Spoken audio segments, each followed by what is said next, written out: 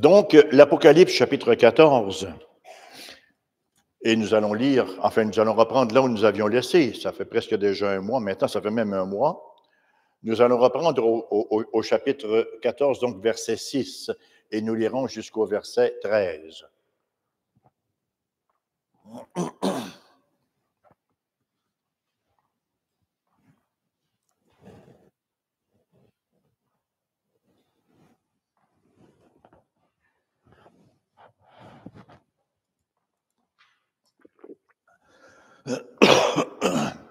Elle n'allume plus. Bon. Pardon. Lecture du texte, donc. Je vis un autre ange qui volait au milieu du ciel. Il avait un évangile éternel pour l'annoncer aux habitants de la terre, à toute nation, à toute tribu, à toute langue et à tout peuple. Il disait d'une voix forte, « Craignez Dieu et donnez-lui gloire, car l'heure de son jugement est venue, et adorez celui qui a fait le ciel, la terre, la mer et les sources d'eau. »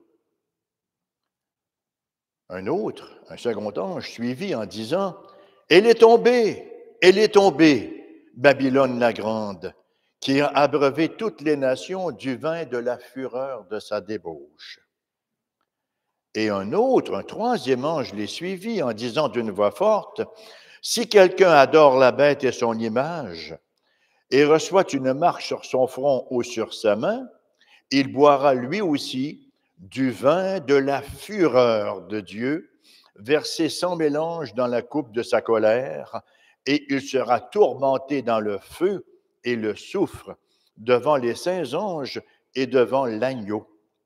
Et la fumée de leur tourment monte au siècle des siècles, et ils n'ont de repos ni jour ni nuit, ceux qui adorent la bête et son image, et quiconque reçoit la marque de son nom. » C'est ici la persévérance des saints qui gardent les commandements de Dieu et la foi de Jésus. Et j'entendis du ciel une voix qui disait, « Écris, heureux, dès à présent, les morts qui meurent dans le Seigneur, oui, dit l'Esprit, afin qu'ils se reposent de leurs travaux, car leurs œuvres les suivent. » Quel beau texte, magnifique, encore une fois d'encouragement, qui s'inscrit fort bien dans la suite de ce qu'on a vu dans les versets 1 à 5, rappelons-nous. La popularité des films de science-fiction n'est plus à faire. Je pense que personne va en disconvenir. Hein? On y voit à peu près toujours le même scénario, mais qui nous est présenté dans diverses expressions. Et on y est toujours dans la même attitude, n'est-ce pas? On attend et on veut avoir l'assurance qu'à la fin, la bonne cause va triompher.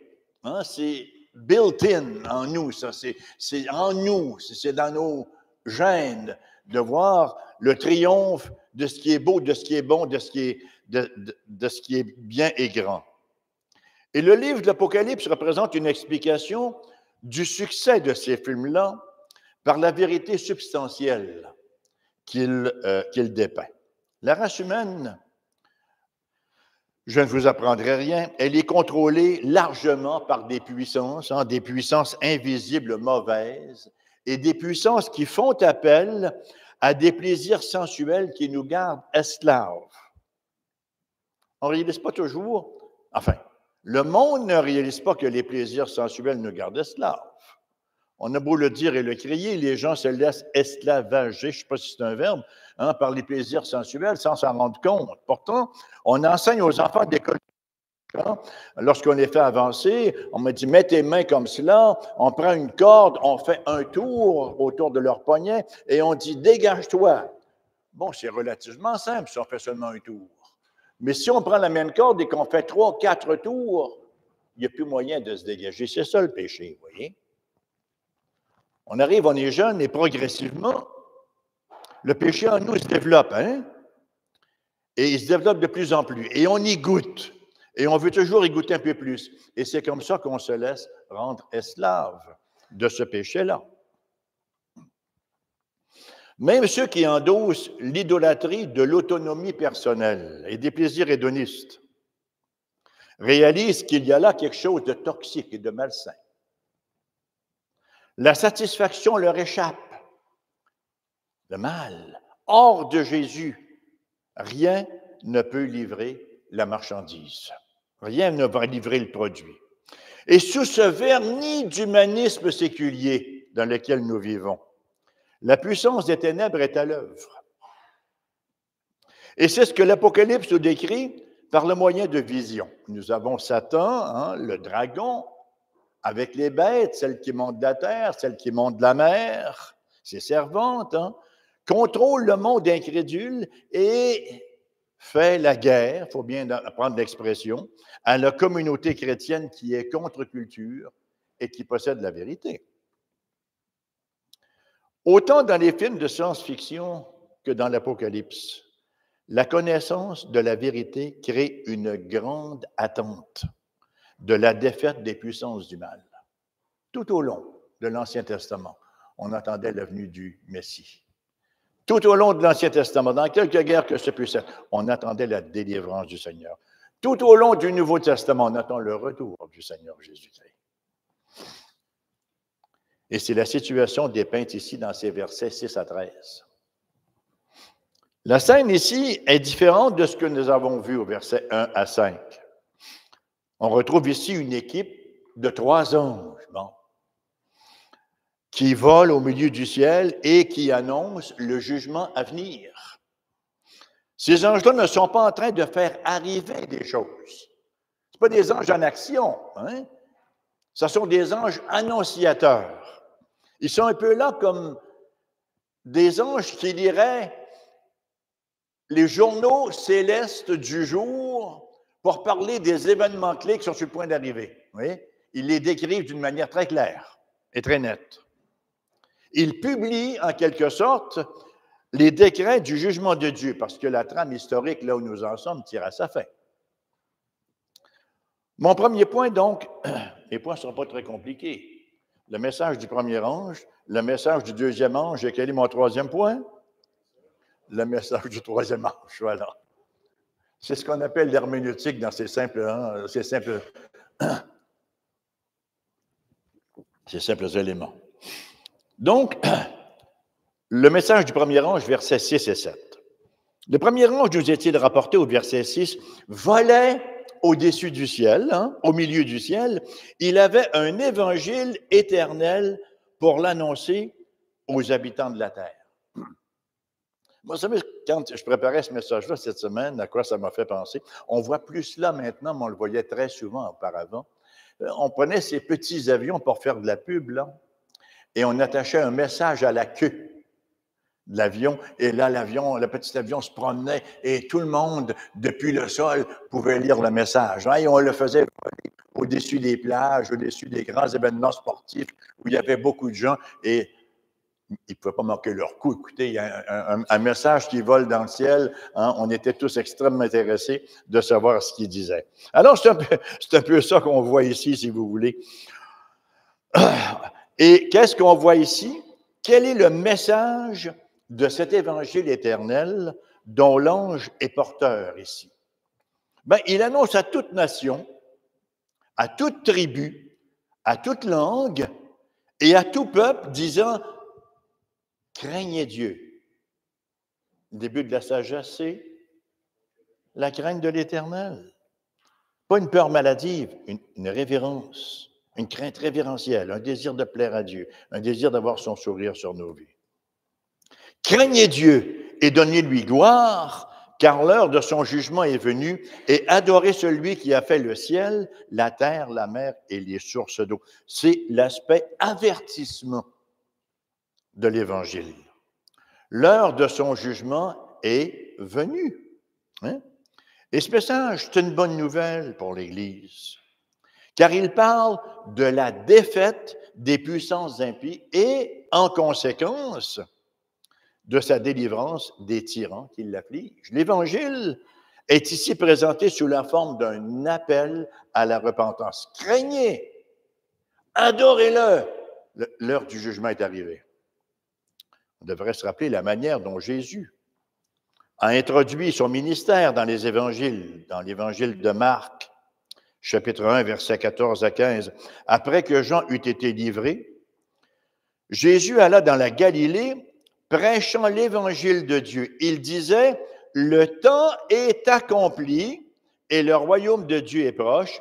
Repentez-vous et croyez à la bonne nouvelle. » C'est tellement belle cette expression-là. Le temps de Dieu est accompli. La parole de Dieu nous présente l'histoire, vous savez, comme un gros contenant. Et au fur et à mesure, il se remplit avec un contenu. Et quand il arrive à un certain niveau, ah ben voilà, tel événement arrive. À un autre niveau, c'est un autre événement. Parce que c'est le verbe pleuréo qui est ici. Le temps est rempli. C'est ce que le texte nous dit littéralement. Le temps est rempli. Voici ce qui va arriver maintenant. Le temps est accompli, le temps est rempli et le royaume de Dieu est proche, disait Jésus. Et là maintenant, dans le texte qui nous occupe, il est arrivé. Le Seigneur donc parle de la venue du royaume de Dieu et le premier ange déclare que l'heure de son jugement est venue au verset 7. C'est le même message, prêché à toute la terre. Dans l'Apocalypse, l'expression fait référence aux incrédules qui ignorent Jésus et qui vivent confortablement dans leur péché. Le message de l'Évangile, c'est-à-dire le message de la bonne nouvelle, ça signifie quelque chose, l'Évangile, ça signifie que quelque chose a changé, quelque chose s'est produit. Il y avait une situation catastrophique qui s'est changée en une situation enviable pour ceux qui reçoivent cette bonne nouvelle-là. Et la signification de ce message amène aussi à la lumière le jugement à venir sur ceux et celles qui choisissent de l'ignorer. Verset 7. L'ange disait d'une voix forte, il n'était pas en train de susurrer, L'ange disait d'une voix forte, « Craignez Dieu et donnez-lui gloire, car l'heure de son jugement est venue, et adorez celui qui a fait le ciel, la terre, la mer et les sources d'eau. » Il n'y a pas d'indifférence possible face à ce message-là. Il est simplement question de confesser sa culpabilité et de s'humilier devant Dieu. Quelle autre réponse, quel autre comportement, quelle autre posture pourrait être adoptée pour être en réception de l'Évangile? Et c'est le message que l'Église a pour le monde. Il y a un Dieu, donne-lui gloire, donne-lui la gloire qui lui revient, fais appel à sa miséricorde pour le pardon de tes péchés et honore-le par ta vie. Imaginez un peu un artiste sur une plage, dans le bout de Charlevoix, il y a de très beaux massifs, qui est en train de peindre un magnifique paysage. Il est tellement absorbé par la beauté de ce qu'il voit sur cette terre, tellement absorbé par ce qu'il fait, qu'il ne se rend pas compte que la marée monte et qu'elle va le noyer. Vous voyez? Ceux qui sont aveuglés par le royaume du monde sont exactement ceux-là. Tentent vraiment d'assimiler tout ce que le monde peut avoir, d'en profiter au maximum. Vous avez certainement jamais entendu « je n'ai qu'une vie à vivre, il faut que je la vive au maximum ». Il n'y a personne qui a jamais dit ça, bien sûr. Quelle phrase vide, quand même. Si j'ai vraiment une seule vie à vivre, il faut que je la vive pour le Christ. Jésus devait dire, parlant des gens de Noé, dans Luc, verset 17, verset 26-27, « Ce qui arriva du temps de Noé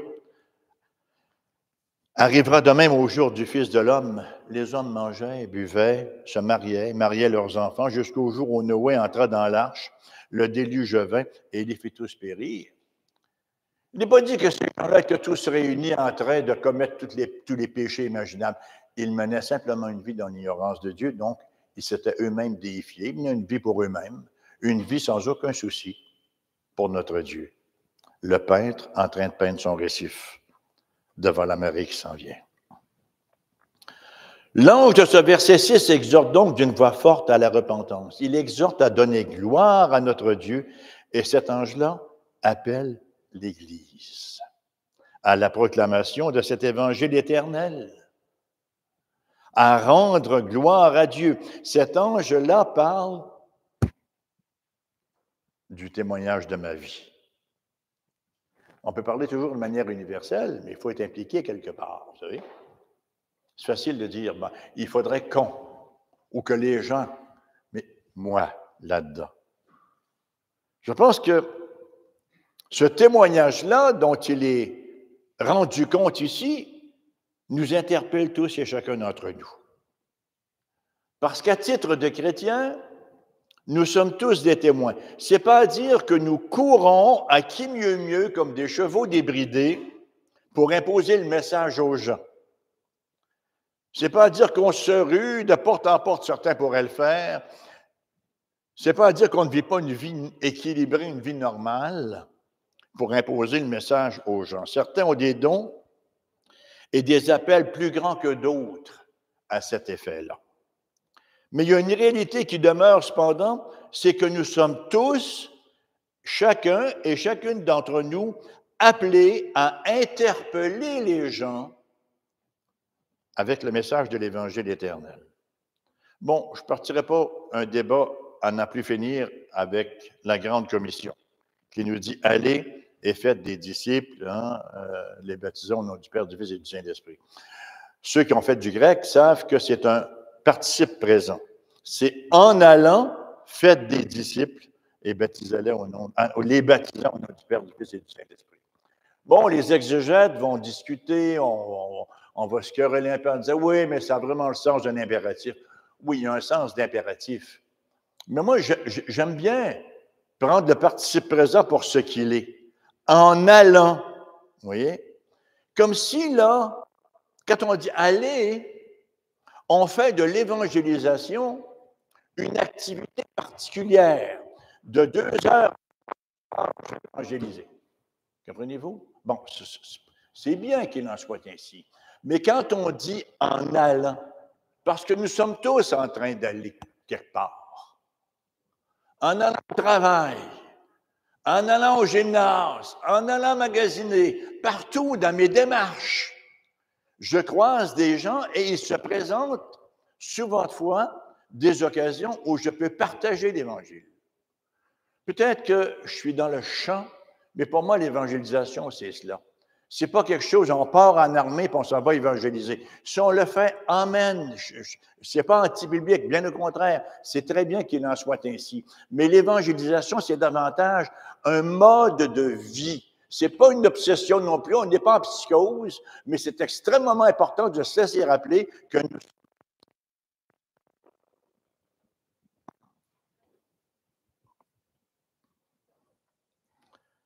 Mais quand on parle de rendre témoignage, on ne fait pas que référence au verbal. « Ah, j'ai témoigné à quelqu'un aujourd'hui. » On va dire « J'ai parlé à quelqu'un. » C'est bien sûr. Comment croiront-ils en celui dont ils n'ont pas entendu parler? En fait, le verset est tellement subtil. Vous savez ce qu'il dit ce verset-là dans Romains 10? Comment croiront-ils en celui qu'ils n'ont pas entendu parler? C'est littéralement ce que le texte grec nous dit. Ça veut dire que lorsque nous proclamons l'Évangile à des gens, c'est...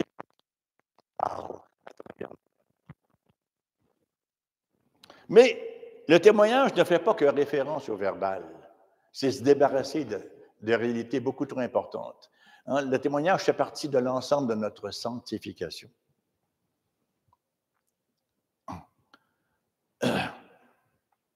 On considère le témoignage de ma vie, ma manière de vivre mon existence comme un témoignage très important. Comment est-ce que je vis? Comment est-ce que je dépense mes énergies? Comment est-ce que je dépense mes sous? Quelle est la qualité de mes relations avec mes proches et avec ceux du dehors? Qu'en est-il de ma douceur? Comment s'affichent mes réactions? Et on pourrait continuer à l'infini. Et la parole de Dieu nous parle de l'importance de ces réalités-là qui font partie de notre témoignage. C'est l'essence du discours de l'apôtre Pierre lui-même.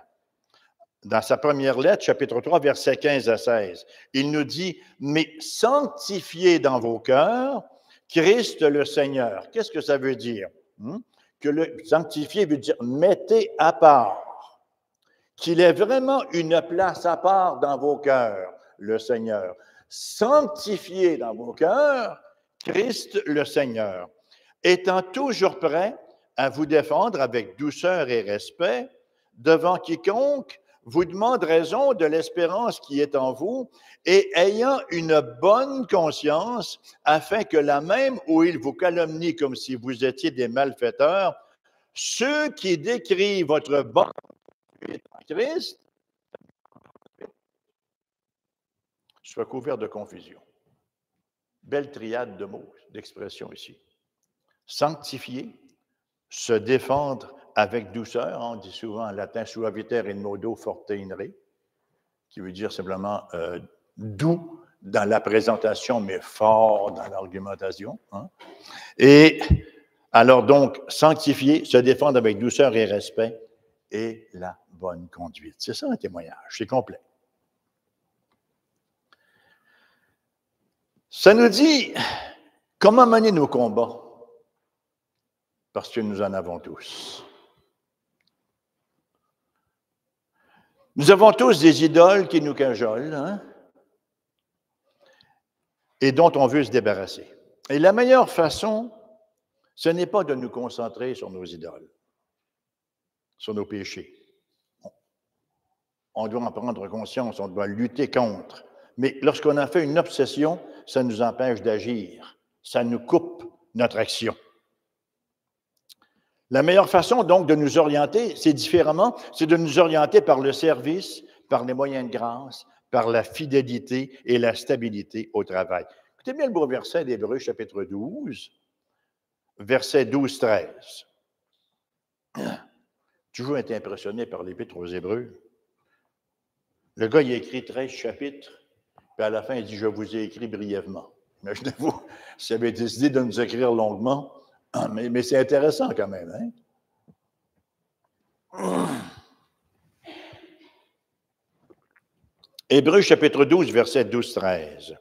« Fortifiez donc vos mains languissantes et vos genoux affaiblis, et suivez avec vos pieds des voies droites, afin que ce qui est boiteux ne dévie pas, mais plutôt se raffermisse. » Voyez-vous? Il ne dit pas, bien là, redressez vos voies, puis après ça, marchez dedans. Pas du tout. Voici comment vous allez rectifier vos voies, c'est en marchant dans des voies droites. Et l'exemple que j'aime toujours donner, c'est quelqu'un chante faux, on l'installe près du piano, vous voyez? Il ne fera pas fausser le piano, hein? Mais le piano risque d'amener cette personne sur la bonne note. Une simple question d'obéissance à ce que la parole de Dieu nous enseigne.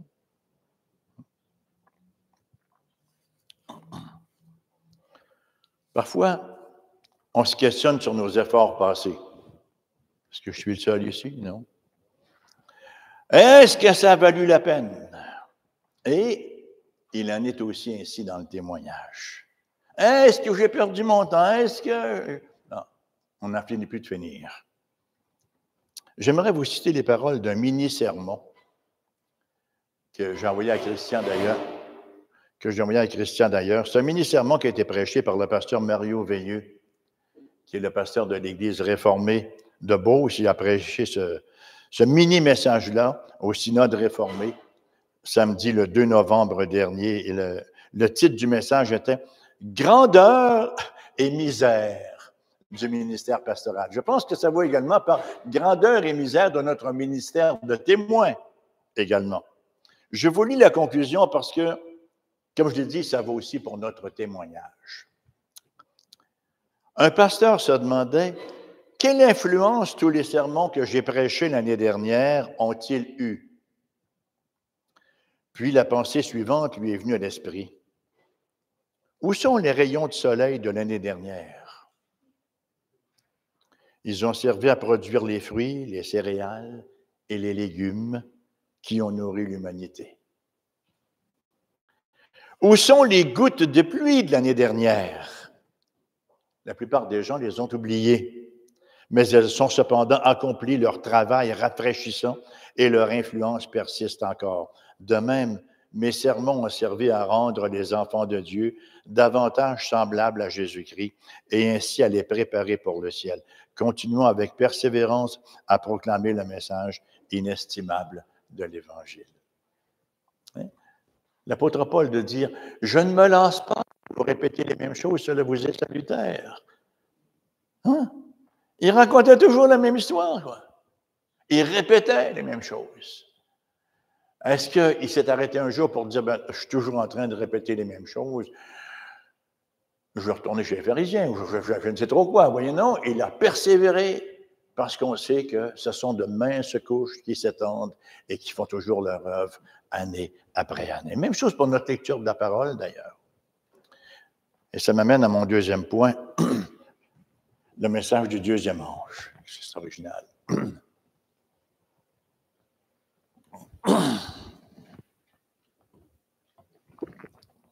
Le premier ange a colporté un message de jugement, alors que le message du deuxième ange va comme suit au verset 8. Un second ange suivit en disant, elle est tombée, Babylone la grande, qui a abreuvé toutes les nations du vin de la fureur de sa débauche. Ben, cette annonce angélique nous introduit à une nouvelle image de l'Apocalypse, une image familière, cependant, aux gens de l'Église primitive. À la fin de sa première épître, l'apôtre Pierre inclut une salutation particulière. 1 Pierre 5, chapitre 5, verset 13 nous dit « L'Église des élus qui est à Babylone vous salue. » On ne pense pas que Pierre était à Babylone, il était à Rome. Hein? Il s'agit bien sûr d'un code faisant référence à la ville de Rome. Et il n'y a personne qui en disconvient. L'Empire romain du temps de l'apôtre Jean reproduisait l'ancienne Babylone qui a détruit Jérusalem et persécuté ceux qui voulaient vivre fidèlement et accomplir leur devoir envers Dieu. Autant l'une que l'autre, autant Babylone que Rome se veulent des symboles du système du monde et de ses dirigeants qui, s'opposent à Dieu et qui s'opposent également au peuple de Dieu. Les Juifs du temps de Daniel et les premiers chrétiens de l'époque de Jean, tout autant que les croyants d'aujourd'hui, ont leur code postal à Babylone. Nous vivons dans un monde qui nous est hostile. Nous vivons dans un monde qui a son code postal chez l'ennemi. Nous vivons dans un monde qui a toujours été hostile à Dieu et à son peuple depuis la chute. Contexte antithétique à la piété. Rome et Babylone, vous savez, n'étaient pas connus uniquement pour leur oppression tyrannique, mais aussi pour leur séduction pécheresse des nations environnantes. Le verset 8 nous parle de Babylone la grande qui a abreuvé toutes les nations du vin de la fureur de sa débauche. Je crois que le mot fureur, c'est le mot thumos. Une chose est certaine, en tout cas, c'est que dans le grec, le mot veut dire littéralement fureur, qui veut dire vraiment passion, une passion de sa débauche. Babylone a aveuglé toutes les nations d'une passion furieuse pour la débauche et pour l'immoralité. On va en parler davantage au fil de notre étude, mais aujourd'hui, nous nous contenterons de comprendre que le monde et son système ne fait pas qu'oppresser les gens, mais aussi les séduisent pour la destruction de leur âme, les enivrent. Jérémie 51, versets 7, 8. Babylone était dans la main de l'Éternel une coupe d'or qui enivrait toute la terre. Les nations ont bu de son vin. C'est pourquoi les nations ont été comme en délire. Soudain, Babylone tombe, elle est brisée. Babylone était comme une coupe. Et elle a vraiment abreuvé à satiété toutes les nations de la terre de sa corruption. On pourrait parler aujourd'hui de San Francisco, de New York, de Montréal, de notre Amérique décadente, qui ne cesse d'exporter ses valeurs ou ses manques de valeurs de sexualité permissive, qui viennent alimenter toute une série de réseaux de prostitution et de pornographie. Hein? Il n'y a pas si longtemps, on a vu un homme de réputation à Hollywood, hein, un bonhomme qui semblait invincible. Hein. La facture s'est présentée à lui. Il est en cours, il est en prison et les accusations continuent de s'empiler contre lui. On en a vu un autre qui avait sa propre île, vous savez de qui je parle, où l'immoralité avait longuement dépassé tout ce qui était imaginable et acceptable. Et ce n'est que la pointe de l'iceberg, vous savez. On pense à ces choses-là, mais il faut penser aussi au campus universitaire, à ce qui se passe là-bas. Il faut penser à nos cégeps, il faut même penser aujourd'hui à nos écoles secondaires. La chute de Babylone, c'est un wake-up call, c'est une alarme pour l'Amérique de se repentir. Un autre, un second ange, qui a abreuvé toutes les... suivi en disant, elle est tombée, Babylone la grande, qui a abreuvé toutes les nations du vin de la fureur de sa débauche. Le vin de la fureur de sa débauche. Une expression immensément puissante et forte. L'expression décrit bien la corruption et le caractère destructeur qui a enivré toutes les nations. Il nous arrive parfois de se demander, mais à quoi est-ce que le monde pense? Puis là, on se remet un peu en question, c'est peut-être nous qui pensons croche, hein? Mais à quoi est-ce que le monde pense? Le monde est enivré des fureurs babyloniennes, des fureurs de la débauche babylonienne. Et c'est une ébriété qui enlève tout discernement, vous savez. C'est le premier principe de l'inébriété, hein? de l'ébriété. Ça enlève le discernement. On ne saurait trop parler du caractère toxique de la sexualité indulgente et sans bride qui vient briser tristement la capacité d'aimer. Proverbe, chapitre 9, versets 13 à 18. La folie est une femme bruyante. La folie est une femme bruyante, stupide et ne sachant rien. Elle s'assied à l'entrée de sa maison sur un siège dans les hauteurs de la ville pour crier aux passants qui vont droit à leur chemin.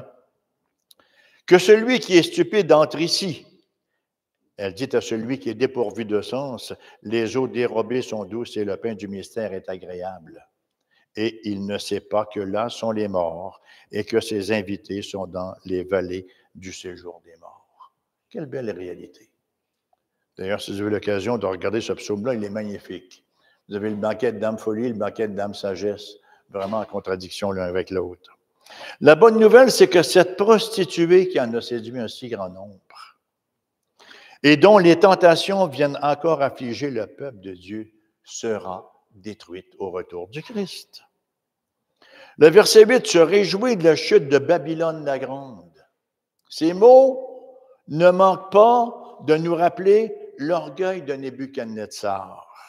Après l'établissement de la puissante Babylone, à l'époque, on l'a vu, pour ceux qui sont avec nous le mercredi, dans notre étude de Daniel, chapitre 4, verset 30, le roi prit la parole et dit, n'est-ce pas ici Babylone la grande que j'ai bâtie comme une résidence royale par la puissance de ma force et pour la gloire de ma magnificence?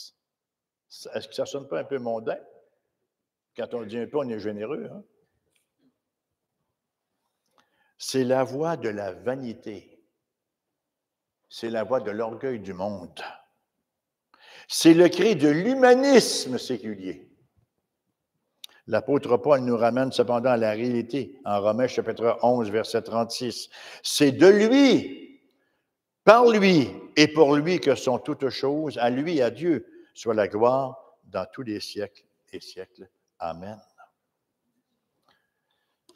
Il y a un troisième ange qui va entrer en scène maintenant. Et le premier ange, donc, met en garde contre la négligence spirituelle. Le deuxième ange menace ceux qui trouvent leur joie dans la corruption babylonienne. Le troisième ange, lui, confronte ceux qui ont accordé leur allégeance, leur loyauté au monde et ainsi adorer la bête, le pouvoir intimidant du monde. Spirituellement parlant, Nous ne vivons pas dans un monde de peut-être. Notre marche, elle est oui ou elle est non pour le Christ. On n'est pas peut-être chrétien, hein, on l'est ou on ne l'est pas. La Bible ne nous fait aucun quartier sur cette réalité. Ceux qui ne glorifient pas, qui n'adorent pas Dieu, vont de facto adorer de faux dieux représentant le malin. Et ça, c'est tellement évident. C'est tellement évident pour les gens qui ne sont pas chrétiens, et j'ai presque envie de dire que c'est encore plus évident chez ceux qui, pendant un certain temps, ont prétendu être chrétiens, mais qui étaient de faux croyants et qui retournent dans le monde, leur situation devient infiniment pire. Ils deviennent aigres, amers, dangereux, littéralement. Ces faux dieux, ces bêtes, pour reprendre l'image apocalyptique, sont multiformes. Dieu de la politique, Dieu du sport, Dieu du divertissement, Dieu de diverses passions, dépendance relationnelle, etc. Et l'ange d'affirmer que la colère de Dieu se veut la réponse à cette idolâtrie-là. Et nous avons ici la première description de l'enfer dans l'Apocalypse, mais ce ne sera pas la dernière. Mais on n'a pas manqué notre coup, hein? C'est toute une description que nous avons de l'enfer ici. Le verset 10 ne nous laisse pas dans le doute. Les gens porteurs de la marque de la bête boiront la coupe de la colère de Dieu, l'implacable et incessante fureur de Dieu contre le péché qui brûlera férocement au-delà de tout ce qu'on peut imaginer. Et ça nous fait réaliser la profondeur et la laideur du péché en comparaison avec la sainteté et la pureté de Dieu.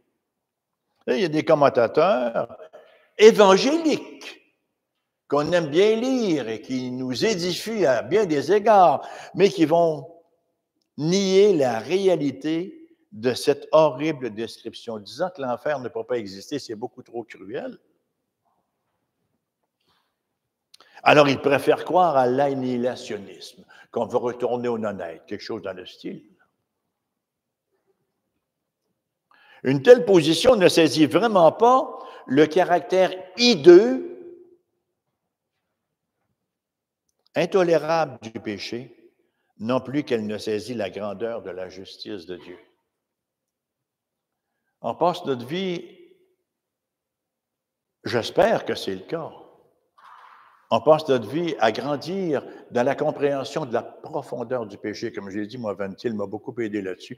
Il y a bien des choses que je comprends pas encore dans le péché. Mais la profondeur du péché, c'est telle qu'on n'a jamais une connaissance exhaustive de la connaissance du péché. C'est la raison pour laquelle on n'a pas une connaissance exhaustive de la profondeur de la grâce qui est venue triompher de ce péché-là.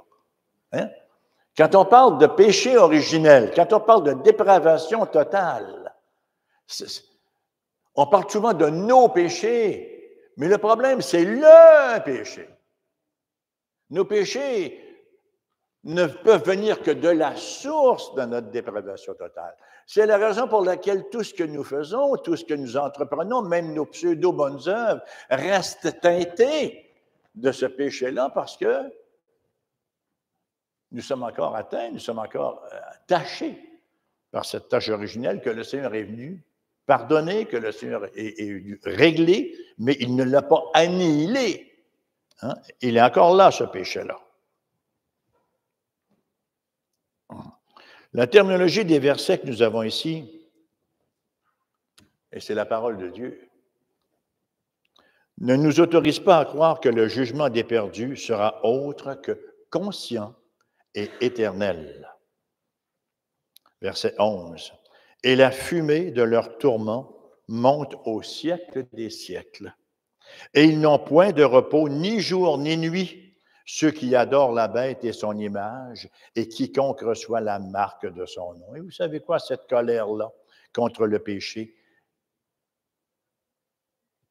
elle est exprimée d'une manière très vive. J'ai presque envie de dire, elle était mise en vitrine, cette colère-là. Où est-ce qu'on peut voir la gravité du péché, sinon que dans la croix du Christ Jésus? Est-ce que le Seigneur avait une autre manière de faire? Est-ce qu'il a dit à Gabriel, tu es un bon archange, veux-tu aller mourir pour les pécheurs? Rien n'y aurait fait. Il fallait un être infiniment plus grand et plus saint. Parce que la sainteté et la perfection de Dieu exigent rien de moins que le mot perfection. Et même dans notre bouche, le mot perfection est imparfait. Le Dieu Tout-Puissant, infiniment saint, qui existe de toute éternité, qui se suffit de manière intratrinitaire, a jugé bon de venir s'incarner. C'est un beau mot, s'incarner. Il est né d'une femme, hein? On en a déjà parlé, mais Noah Simmons croyait que le Christ avait été fait au ciel et qu'on l'avait mis dans le sein de Marie, mais ce n'est pas le cas. Il a vraiment été formé dans le sein de Marie. C'est un véritable humain comme nous, le Christ. Dieu s'est véritablement fait un humain comme nous. Et il y a une différence énorme. Il n'était pas affecté, lui, par la chute originelle. Alors, sa tentation ne venait que de l'extérieur. Ce n'est pas le chercher dans son intériorité. Alors, il était tenté aussi, on le sait. Et quelle belle réponse. Il est écrit. Il est écrit.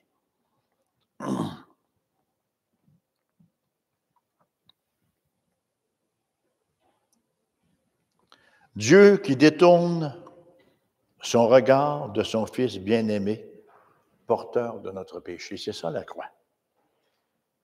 Vous savez, les lama sabachthani, ça veut dire quelque chose. Dieu qui détourne son regard du Fils, porteur de péché. Incapable de supporter cela. C'est ça l'enfer. Une séparation d'avec Dieu. Le Dieu infini qui, selon Philippiens 2, versets 6 et 8, existant en forme de Dieu, n'a point regardé son égalité avec Dieu comme une proie à arracher, mais il s'est dépouillé lui-même en prenant une forme de serviteur, en devenant semblable aux hommes. Il apparut comme un vrai homme. Il s'est humilié lui-même en se rendant obéissant jusqu'à la mort, même jusqu'à la mort de la croix. On lit ce texte-là, puis il ne nous reste qu'à tomber à genoux devant le Seigneur. On parle ici de méga jugement. Et pour les sauver, quelle dimension de grâce. Et le verset 10 ajoute que tous ces tourments-là vont avoir cours devant les saints anges et devant l'agneau. Hein, il y en a qui disent que Dieu ne sera pas en enfer. Bien sûr que Dieu va être en enfer. Il va être là dans son jugement. Hein? Dieu sera présent en enfer, mais dans son jugement, dans l'absence totale de faveur et de miséricorde. Ces souffrances-là auront lieu devant les saints anges et devant l'agneau. Le vin de la fureur de Dieu sera versé sans mélange dans la coupe de sa colère, et ce sera le drink éternel de tous ceux et celles qui ont la marque de la bête, et non le sceau du salut. Une telle perspective, nous dit le verset 12, ne peut que nous motiver à la persévérance dans une foi active et dans un désir de proclamer cet évangile-là, cet évangile éternel. Au moment où Dieu versera le vin de son indicible colère dans la coupe des perdus, les sauvés, les fidèles entendront la voix paternelle de Dieu leur dire « Bien fait, bon et fidèle serviteur, entre dans la joie de ton maître. » Et c'est cette voix-là que nous entendons au verset 13, qui vient clore la petite péricope d'aujourd'hui. Et j'entendis du ciel une voix qui disait, écrit, Makarioi, heureux, béni. Bénis dès à présent les morts qui meurent dans le Seigneur. Oui, dit l'Esprit, afin qu'ils se reposent de leurs travaux, virgule, car leurs œuvres les suivent. Ah bon? C'est intéressant, non? Car leurs œuvres les suivent. Donc, les chrétiens, ce n'étaient pas des bibelots sur la tablette. C'était des gens qui œuvraient. C'était des gens actifs, voyez-vous.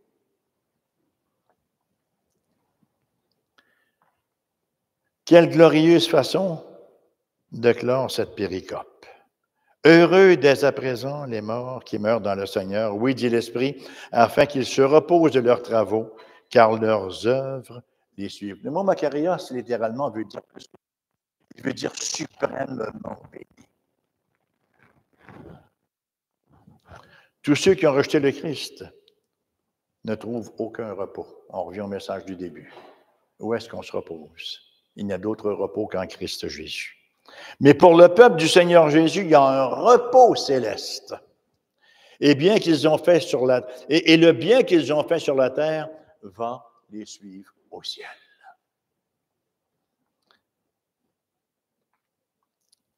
Beau verset qui nous dit: Ainsi, mes frères bien-aimés, soyez fermes, inébranlables, travaillant de mieux en mieux à l'œuvre du Seigneur, sachant que votre travail ne sera pas vain dans le Seigneur. Oui, dit l'Esprit, verset 13, afin qu'ils se reposent de leurs travaux, car leurs œuvres les suivent. Ces œuvres que nous faisons sur cette terre vont nous suivre jusqu'au ciel. Ce ne sont pas des œuvres compliquées. On n'a pas besoin de les commander, on n'a pas besoin d'un catalogue. Elles ont été préparées d'avance pour que nous les pratiquions, nous dit Éphésiens 2. Ces œuvres vont nous suivre jusqu'au ciel. On ne parle pas ici de bonnes œuvres faites vainement dans un effort inutile de satisfaire Dieu, mais des bonnes œuvres d'un croyant faites dans un service de gratitude à notre Seigneur Jésus. Puisque nous sommes en pleine sécurité en Christ, la mort pour nous n'est pas une terreur, mais une bénédiction. Oui, dit l'Esprit, qu'ils se reposent de leurs œuvres, de leurs travaux, car leurs œuvres les suivent. Amen.